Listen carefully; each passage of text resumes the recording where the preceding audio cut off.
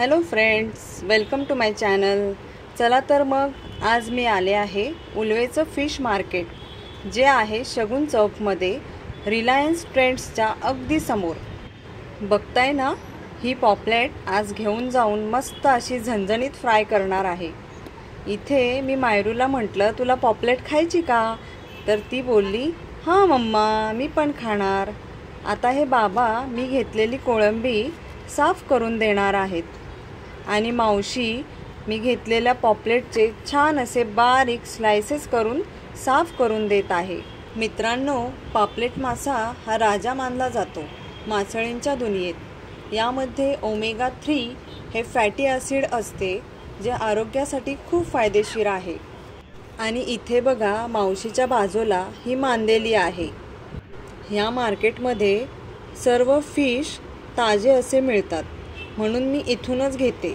तर आज मी घरी घेऊन जाणार आहे पापलेट आणि ताजी कोळंबी, जी की मी घरी जाऊन मस्त अशी झणझणीत फ्राय करणार आहे आणि कोळंबी याचा मसाला करणार आहे।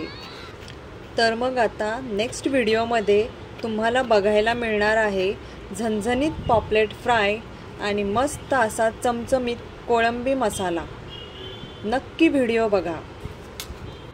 आता मावशीने छान असे पॉपलेटचे तुकडे स्वच्छ आणि साफ करून दिले आहेत आणि आता ती पिशवीमध्ये भरत आहे।